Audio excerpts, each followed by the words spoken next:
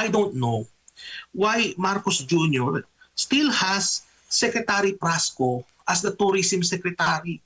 Alam mo kung nasa private sector si tourism secretary Prasco, she would have been let go long ago because hindi niya nami-meet yung kanyang targets.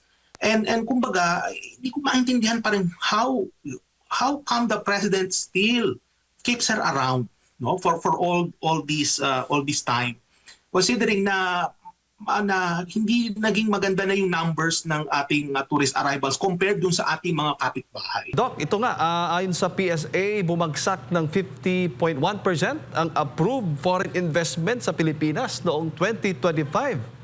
Ano naman po kaya ang pangunahing dahilan po nito? Doc, anong pananaw po ninyo? Well, itong pag-decline ng approved investments ay ito ay nakita na natin na bumababa tuloy-tuloy. Hindi lang nitong nagdaang 2025, but magbuhat ng mga taon pa na before that. So mapakita natin, meron akong pinadalang datos dyan. Pakita natin kung may pa-flash natin sana, yung slide number 1. Yan, so makikita po ninyo yung approved foreign investments po yan ayon sa PSA. Yan yung binabanggit mo, Jay. At for 2025, yan po ay nasa 272 billion. Noong 2024, yan po ay nasa 546 billion at noong 2023, ang napakataas po ay nasa 889 billion. So yan po yung nabanggit ko kanina na tuloy-tuloy lang po yan na bumababa. No? At yan pong 3 taon na yan of course, sino bang presidente ng panahon na yan kung di nakaupo ngayon na si Marcos Jr. Now, in terms of the causes, kung bakit naging ganyan, bakit tuloy-tuloy na bumababa yung mga approved investments na yan, tandaan natin ano po ba yung approved investments. Yung approved investments, yan po ay mga investment pledges po yan na naaprubahan ng mga iba't ibang investment promotion agencies ng ating pamahalaan. So kagaya halimbawa ng PESA, ng Board of Investments, yan po yung mga investment na inaprubahan nila. So yan po ay nakadepende sa unang-una sa investor confidence. Kung gusto ba talagang mamuhuna ng mga foreign investor sa ating bansa, nakadepende po yan kung ano sa palagay nilang nakikita nilang potensyal ng Pilipinas as an investment destination. So kung nakikita nila na hindi sila kikita, kasi yun po naman talaga ang pinaka-motivation kung bakit po nag-invest itong mga namumuhunan is kikita sila. Kung ang perception nila ay hindi sila kikita, i-hold muna nila yung mga investment nila. So yan yung unang malaking factor yan. No? Ikalawa, Jay, is yung nangyayari sa pandaigdigang ekonomiya. So halimbawa, itong sa kaso ng mga taripa ni Donald Trump, yung disruption ng supply chain sa iba't ibang mga lugar, yan ay nakakaapekto yan din sa global investor sentiment na nakakaapekto din yan sa daluyong ng foreign direct investment sa ating bansa. At nandyan din yung ikatlo, yung sinasabi natin na mga climate-related. So halimbawa, ng mga nagdaang mga bagyo, nakaka-apekto rin yan dun sa investor sentiment. Pero ang pinakamalaking factor talaga dyan, Jade, is yung confidence ng investors na mamuhunan sa ating bansa. At kung yun ay sumasalamin, yung datos na yun, kung sumasalamin yan sa kumpiyansa ng mga namumuhunan, nakikita natin na halos pababa ng pababa yan at makikita ninyo na ang ating mga namumuhunan ay nawawalan ng kumpiyansa. Pakita nga natin yung slide number 2. Meron po may katuktong po yan na slide number 2. Ayan. So yung approved, Jade, yung sabi ko kanina, yan yung mga pledges na naaprubahan. Ngayon, hindi lahat yung naaprubahang pledges na yan magiging actual na investment. So ang ginawa ko, chinek ko sa BSP, kasi sa BSP pinapublish nila yung mga actual na investment. For 2025, ang naging actual na investment lang is 122 billion. So ibig sabihin, wala pa sa kalahati nung approved pledges ang na-realized noong 2025. So napakababa. Tingnan din natin kung saan ba napupunta yung mga actual foreign investment, itong mga approved. Pakita natin yung ikatlong slide. No? Meron din ako inhandang slide na ito. Napaka-importante nito mga kababayan. Makikita ninyo na itong mga approved foreign investment na ito pa'y nakakonsentrate lang sa mga iilang rehiyon sa ating bansa. Makikita ninyo, ang mga approved investment na ito, nakakonsentrate siya sa NCR, sa Calabarzon, sa Central Luzon, at meron din konti sa Bicol region. And then the rest, nasa iba't ibang mga lugar. In fact, may mga rehiyon nga na wala silang natanggap, na wala silang nakuha, wala nakarating na approved foreign investment sa kanilang rehiyon. So makikita natin dito, sumasalamin na yung mga naaambunan ng foreign investment, nakikita naman natin, bumababa na nga, hindi pa lahat ng rehiyon naaambunan. So makikita natin that it's very highly concentrated, no, sa malapit sa NCR.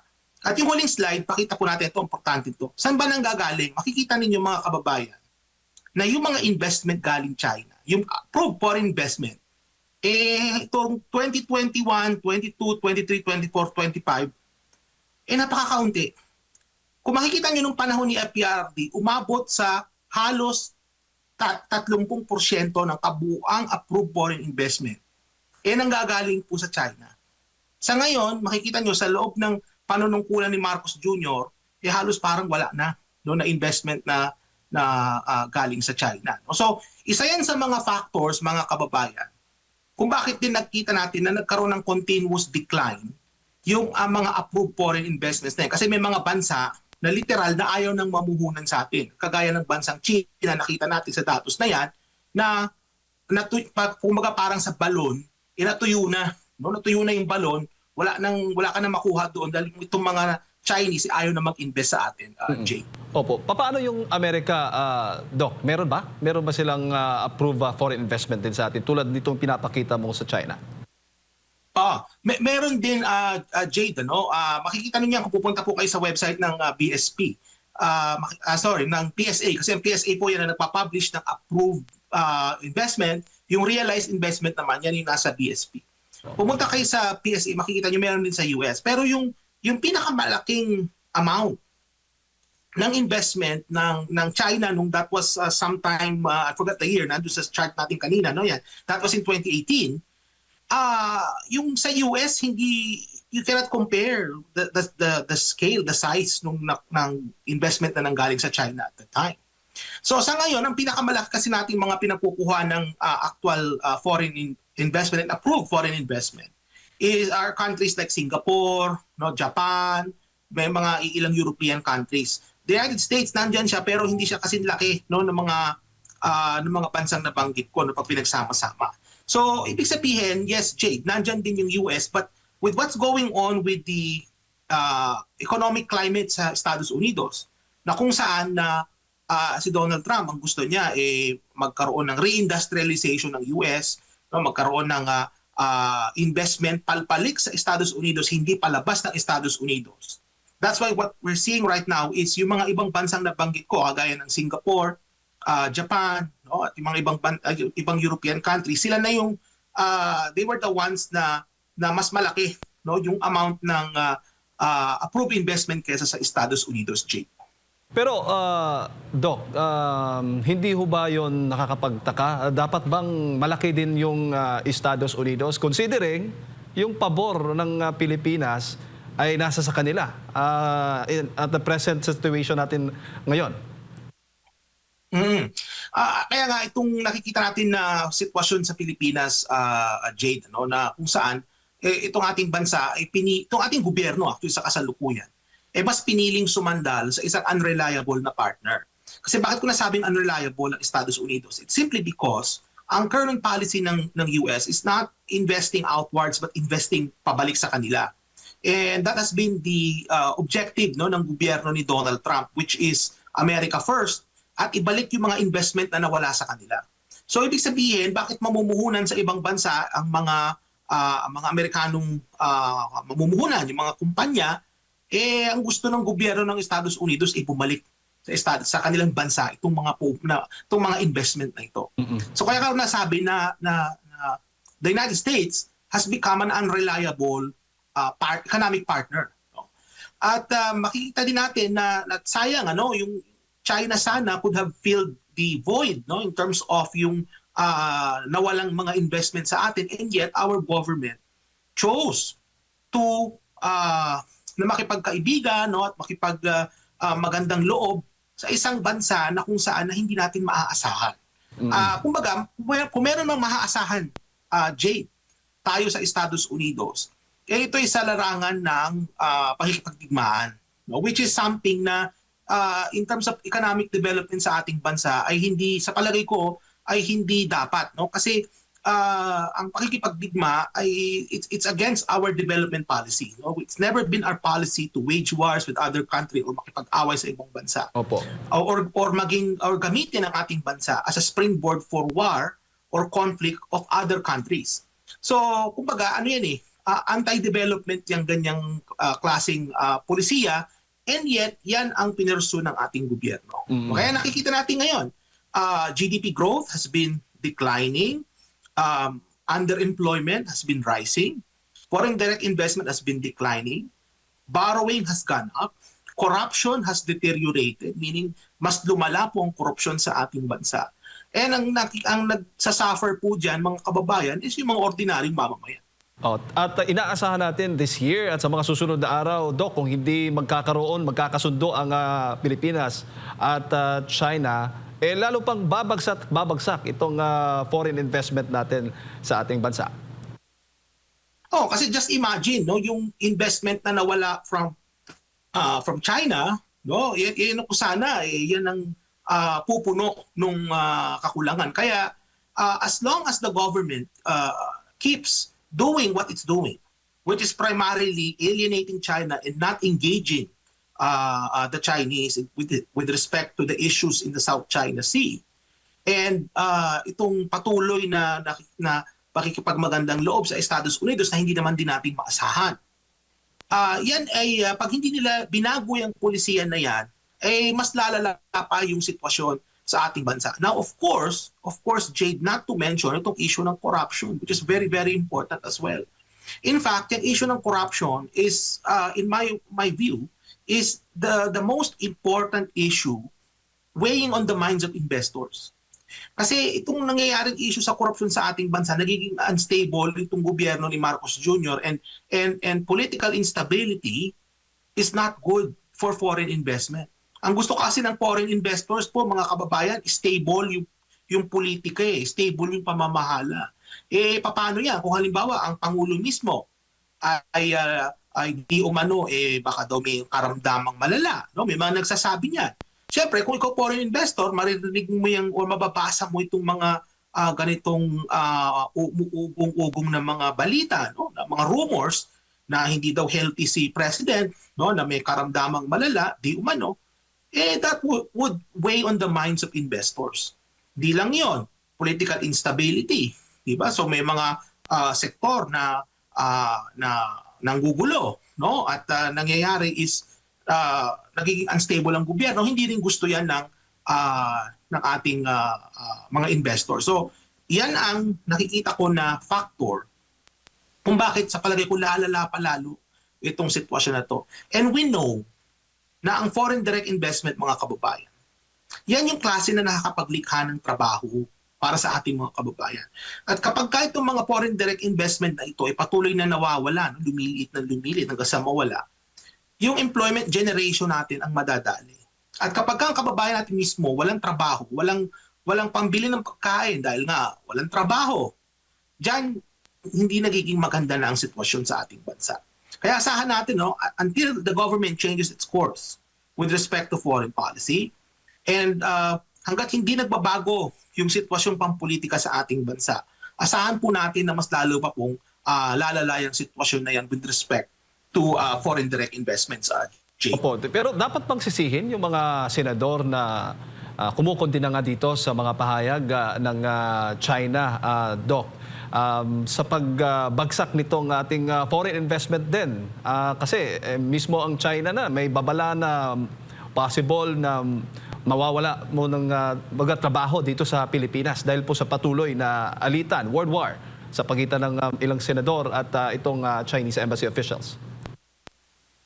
We have to understand that while the President is the chief architect of foreign policy, ang mga senators ay nandyan bilang parang konsyensya ng bayan. Kasi ang role po talaga ng Senado, sa totoo lang, no, in terms of politika sa ating bansa, aside from the fact na sila yung gumagawa ng mga batas, sila yung mga senior statesmen ng Pilipinas. No? Sila yung mga, or statespeople, no, ng ating bansa, kasi may mga babae din naman dyan. Ang ibig ko sabihin is, that bagamat ang Pangulo ang nagseset ng foreign policy, ang mga senador po, sila yung parang nagbibigay ng payo sa ating gobyerno.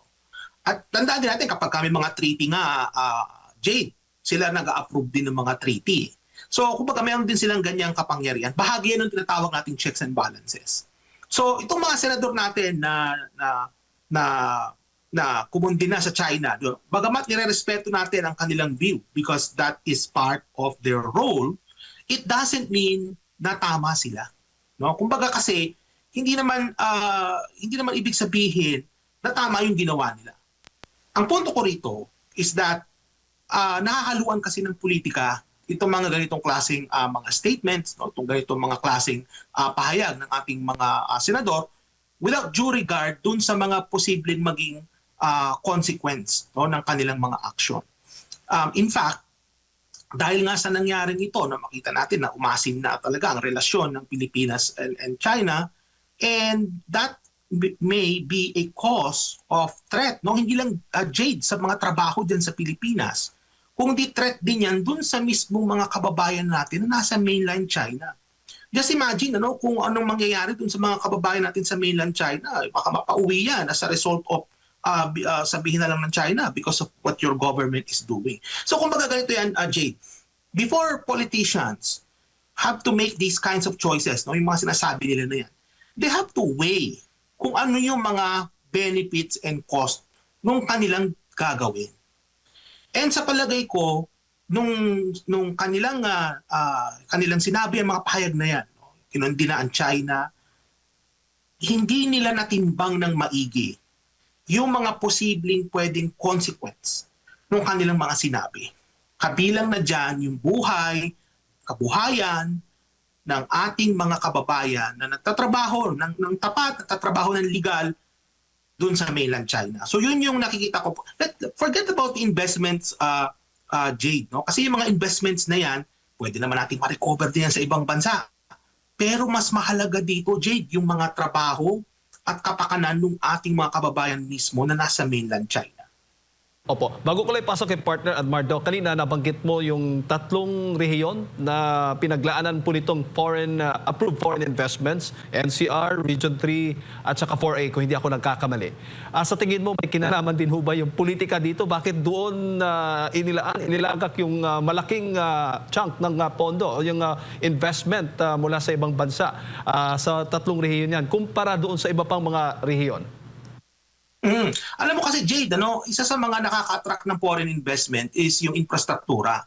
At yung legacy infrastructure ng ating bansa, nandyan sa NCR at sa mga malapit na rehiyon. So ano ibig sabihin ng legacy infrastructure? Yan yung mga lumang infrastructure na hanggang ngayon napapakinabangan. Yung mga bagong infrastructure, bagamat may tinatayo, alam naman natin na pupunta sa pagnanakaw, na nagiging ghost project. Sa papel, makikita natin may naitayong investment or infrastructure, pero sa totoo lang, napunta na ito sa bulsa ng mga politiko natin. So, kung ikaw kung foreign investor, bakit ako mag-i-invest sa mga relihiyon na walang sufficient na infrastructure para ma-facilitate yung aking investment? So, magtatayo na lang ako ng pabrika doon sa mga rehiyon na kung saan may mga legacy infrastructure na. So, dyan na ngayon, Jade, papasok yung kahalagahan ng seryosong pag-i-implement ng infrastructure policy ng ating bansa. At nakita natin, ayon sa mga nangyayari ngayon dito sa mga issue ng infrastructure corruption, yan na yung nagiging epekto, Jade. Nagiging concentrated yung development sa ilang rehiyon lang sa ating bansa kasi nandun yung existing, yung tinatawag nating legacy infrastructure. Doon sa mga lugar, mga rehiyon na walang infrastructure, napakarami yan sa Visayas, na when I say walang infrastructure, kumbaga, yung mga infrastructure nila hindi sapat para ma-facilitate itong mga foreign direct investments na ito. Kaya wala silang nakukuhang oportunidad. So, kumbaga, ano pa rin yan ito pa rin yung bahagi ng sinasabi ng mga eksperto na Imperial Manila na sistema, na kung saan ang development sa ating bansa ay concentrated sa mga rehiyong malapit sa Maynila. At the farther you are from NCR, halos walang opportunity na doon. Kasi ang nangyari nga, yung mga opportunities, kagaya nito mga FDIs, napupunta ito sa mga rehiyon na malapit sa NCR. At tama ka, Jade, itong Itong nangyari na ito is as a result of politics because our leaders chose to have development malapit sa sentro kesa dun sa mga malalayo at dun sa mga mahihirap na mga probinsya. Doc, magandang umaga. Si Admar po ito. Kapansin-pansin dito po sa datos po ninyo na hinanda from PSA na nag-umpisang bumulusok itong pababa, itong foreign investment, approved foreign investment, noong hindi na in good terms ang Pangulo at pangalawang Pangulo, Doc. Yes, no? Very good observation, Admar, no? Yan yung sinasabi ko kanina na yung political situation sa ating bansa weighs heavily on the minds of our investors, no? The moment na nagkaroon ng fracture yung unity, doon na nagkaroon ito ng epekto sa investor sentiment sa ating bansa. Because nung nagkaroon ng fracture, that is a sign of political weakness na ng namumuno. And kapag ka mahina ang leader, na-exploit yan ng mga, syempre, gustong mag-take advantage sa kanya. No? So, kumbaga, dahil mahina yung leader, yan ang nakita nating consequence. No? Nagkaroon ng mataas na level of uncertainty sa ating bansa with respect to the president, and yan po yung naging epekto. So halimbawa, yung impeachment, no? Isa yan sa mga factor. The fact na merong impeachment nung late 2024, ang nangyari dyan was naka-apekto yan sa investor sentiment. Ang makikita ninyo na nung time na yun, talagang bumaba ang approved FDIs natin. No? And hindi lang yon, nung umabot sa Supreme Court, no, na desisyon, na i-shield muna, na in-archive, that is also a factor. So kumbaga hangga't hindi natatapos itong impeachment saga na ito, no, hangga't hindi natatapos itong kahinaan ng ating Pangulo, ay patuloy po na bababayan yung foreign direct investment approvals na yan, Admar. Opo. And sa mga ganito bang panahon, kumpara natin sa ibang bansa, ano naman po yung trend nila po? Pataas din po ba or level lang? Baka sasabihin na naman na sa ibang bansa, ganito rin yung sitwasyon sa kanila. Well, I mean, what's going on in other countries is quite the opposite of what we're seeing in the Philippines. Kasi sa kaso halimbawa ng Vietnam has been increasing in terms of its investment. Sana na-handle ako rin yung datos ng Vietnam. No? But you can go check for yourself, no, mga kababayan. Punta lang kayo sa maraming sources niyan. Makikita ninyo na yung foreign direct investments ng Vietnam has been increasing. And so with other countries. So kumbaga, Philippines and Vietnam, pareho yung level of exposure niyan sa global markets, pareho yung kanilang exposure dun sa mga nangyayari sa Estados Unidos at sa mga ibang lugar, pareho din yung exposure sa geopolitical tensions, and yet, even with these headwinds, Vietnam was still able to increase their foreign direct investments. And tayo, pababa ng pababa. So, kumbaga, yung pag-decline ng ating FDIs is not mainly as a result of external factors. Kasi bakit, kung sana external factor yan, sana pati Vietnam bumababa din. Hindi, Vietnam tumataas, tayo bumababa. So, sa atin mas lamang yung domestic issues, kaya nagkaroon ng decline dyan sa investment na yan. So, yan yung nabanggit ko na kanina, si President Marcos, mahina. Nakita nila mga tao, mahinang presidente ito. Ang corruption, patuloy na tumataas ng tumataas. Makikita ninyo na ang kahirapan, no, tumataas, ang underemployment tumataas, utang tayo ng utang.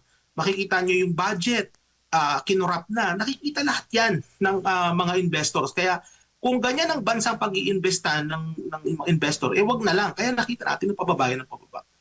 Opo. Now ngayon, meron pong gustong gawing prioridad ang administrasyon po, no? Lalo na yung pagbuwag ng travel tax. Sa panahon po ngayon, Doc, napapanahon ba itong pagtanggal ng travel tax? O baka mas lalo na namang tataas yung ating pag-uutang po kasi pumapangit na yung nakikita nyo pong pumapangit ang ating ekonomiya, Doc? Actually, Admar, maganda na namang topic ang travel tax na yan. Kasi sa totoo lang, yung travel tax na yan, in my view, will do very little to increase our tourism numbers. Alam niyo kung bakit? isa sa mga primary reason kung bakit ayaw pumunta ng turista sa ating bansa, mahal, magastos. So, halimbawa, pupunta ka ng, tayo na mismo, kayo dyan sa Pilipinas, pag nag-book kayo ng flight, halimbawa, papuntang Siargao, mas mahal pa yung eroplanong, yung airfare papuntang Siargao kaysa sa mga ibang destination sa labas ng Pilipinas. And one of the reasons kung bakit mahal ang pamasahe sa mga ibang mga lugar sa ating bansa. And again, we go back to infrastructure. Yung mga ibang lugar, ang runway maiksi. So kapag maiksi ang runway, Admar, ang makakabiyahe lang dyan, yung mga maliliit na aeroplano, at pag maliit yung aeroplano, mas malaki ang gastos mo, mas malaki ang babayaran mo sa airfare. In contrast, kapag kami maayos na runway dyan, mahaba, malaki, may economies of scale, bababa ang presyo. Kaya yung mga ibang destinations, kagaya halimbawa sa Indonesia, yung Bali, sa Vietnam, yung Da Nang, no? Makikita ninyo na dahil well-developed yung kanilang tourism infrastructure, nangyayari din na tawag natin economies of scale. At dahil may economies of scale, bumababa ang cost. So kahit na ibaba ni na Marcos Jr. yung sinasabing tourism tax na yan, that will do very little in terms of enticing tourists. Bakit? Kasi hindi coordinated yung pagpapatayo ng tourism infrastructure, yung sa tourism development policy, doon sa aggregate infrastructure policy ng ating bansa. Hindi sila magkakatugma, hindi sila magkakaayon, kaya ganyan na nakikita natin.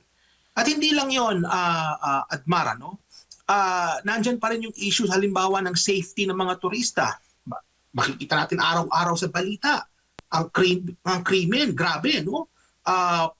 These are yung mga nakikita natin sa balitang krimen. These are unheard of noong mga panahon ni FPRRD, and yet ngayon makita natin mas lumalala ang krimen. If I'm a tourist, I would not come to a country na posible pang ako'y mapahamak. Kaya I would rather choose to go to a country na mas ligtas ako. So, kumbaga, hindi lang yung tourism tax ang issue diyan. And of course, ikatlo, Admar, I don't know why Marcos Jr. still has Secretary Prasco as the tourism secretary. Alam mo kung nasa private sector si tourism secretary Prasco, she would have been let go long ago because hindi niya nami-meet yung kanyang targets. And kumbaga, hindi ko maintindihan pa rin how come the president still keeps her around, no, for all this time, considering na hindi naging maganda na yung numbers ng ating tourist arrivals compared dun sa ating mga kapitbahay. At dito nga mga nagdaang linggo, di ba, Admara, no, na babalita itong si Secretary Prasco, siya mas pinopromote pa yung kanyang sarili kaysa doon sa mga destination. Nakita natin yan sa social media nitong mga nagdaang mga linggo, no? So, kumbaga, nagsama-sama na, Admar, pero nakikita ko dito, in total, itong pagbaba ng tourism tax will not have any significant effect in terms of improving our tourist arrival numbers. And then, of course, last but not the least, madagdag ko rin, many of the tourists na nawala, galing sa China. China is the biggest market, hindi lang markets for goods and services, but then market din ito ng mga turista na pupunta sa ating bansa. At just imagine kung yung mga turista na galing China, nandyan pa rin sila, malamang sa malamang yung ating tourist arrival numbers mas nahigitan pa nung panahon before the pandemic. Ang nangyari, itong mga Chinese tourists na may mga pera, hindi na pupunta sa Pilipinas. Punta lang sila ng Vietnam, punta sila ng Malaysia, napunta na lang sila ng Indonesia. Bakit pa sila pupunta sa Pilipinas? Hindi maganda ang relasyon ng Pilipinas at ng China. So again, ito yung mga klase ng polisiya na hindi napag-isipan ng mabuti ng ating gobyerno. Na hindi nila na-realize na mas malaki pa ang mawawala sa atin kesa sa ating magigain out of these kinds of policies, Admar. Opo, Doc, in relation po dyan po sa China, mapapasana all ka na lang dahil kamakailan lang, binigyan po ng zero tariff treatment ang ilan ba itong mga bansa sa Africa? 53 mga bansa sa Africa. So kung merong aangkatin ang China mula sa mga bansang ito, zero tariff, no? Ang kanilang ipatutupad. Ano po masasabi niyo po dito sa mga ganito pong hakbang? Tayo po, namayagpag tayo noon, lalo na sa usapin sa saging. Ngayon, naungusan na tayo, kiniklaim na yan ng Vietnam. At marami pa tayong mga produkto sana na kabilang ang China sa atin pong pinapadalhan. Ngayon, itong mga napakalayo na hindi nga natin matawag nga kapitbahay, napakalayo po ng South Africa siguro po. Ano pong masasabi niyo po dito, Doc, compare sa Pilipinas? Alam mo, Admar, yan yung mga nawalang opportunity sa atin. No? We could have negotiated a better trade deal with the Chinese. And yet, we chose to have taken sides and nagside tayo sa Estados Unidos kaysa sa China, which is a total departure from the policy of the previous administration, which I think was quite effective in terms of attracting investments, not just from China, but also from other countries. Kumbaga, ito yung opportunities na nawala sa atin, Admar. Sayang, no? Tayo sana yung kasama dun sa mga bansang yon na nakakuha ng mas magandang trade deal with China at mas na-access yung malaking market sa China. Hindi lang sa saging, Admar, no? Napakarami nating mga produkto sana. And better sana, Admar, no?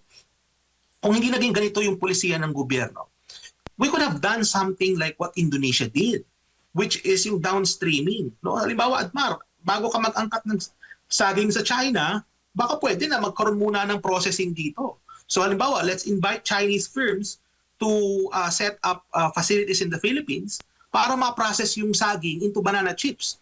And those banana chips can in turn be exported to China. So kumbaga pwede natin gawing ganyan eh. Pwede natin iayos yung polisiya para makapag-angkat tayo at the same time, makapag-generate tayo ng manufacturing sa ating bansa. And yet, we chose a policy that in effect will give us more harm than good. And yan yung nakikita natin sa ngayon. In fact, Vietnam, naunahan na tayo, Admar. Naunahan na tayo ni Thailand. No? Naunahan na tayo ni Malaysia. Naunahan na tayo ni Indonesia. Of course, Indonesia is the largest economy in ASEAN. Baka pagtagal, Admar, maunahan na rin tayo ni Laos. At baka maunahan pa tayo ni Timor-Leste. Kumbaga, if we are still doing policy that we're doing right now, it will lead us to ruin. No? Magiging itong polisiya na ito hindi magiging maganda para sa ating lahat. Nakikita naman natin yung epekto. Nakikita natin yung epekto na napag-iiwanan tayo. So kumbaga, it's time to reposition ourselves, to recalibrate the policies para we could go back to the right track kung saan tayo dapat. Ang mahirap ng gobyerno natin ngayon, Admar, parang alam mo yung kasabihan ng mga matatanda, Admar, yung kabayo na may piring sa mata. Parang ganyan yung nakikita ko sa gobyerno natin ngayon in terms of policy making. Meron silang piring sa mata and they're not looking at different sides, no? They're only looking straight. Hindi nila nakikita yung mga options left and right. Alright.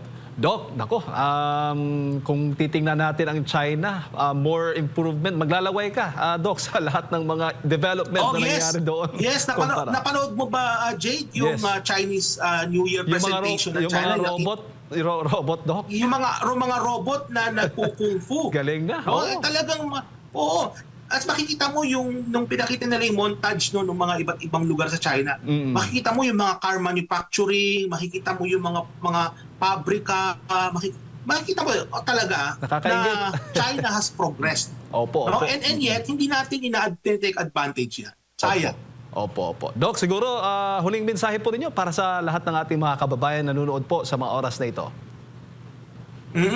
Alam niyo, ang huli kong mensahe sa inyo sa araw na to, sa Chinese New Year, na itong mga pulisiya na pinili ni Marcos Jr., ito yung mga pulisiya na sa nakikita ko ay hindi naging maganda in terms of sa pagpapalago ng ating ekonomiya.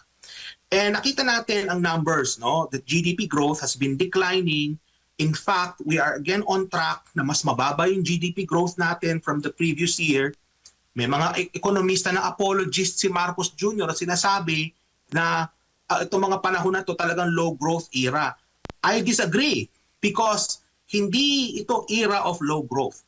We chose, rather the government chose, pinili nila yung mga polisiya na makakapagpalago ng ekonomiya pero mababang paglago.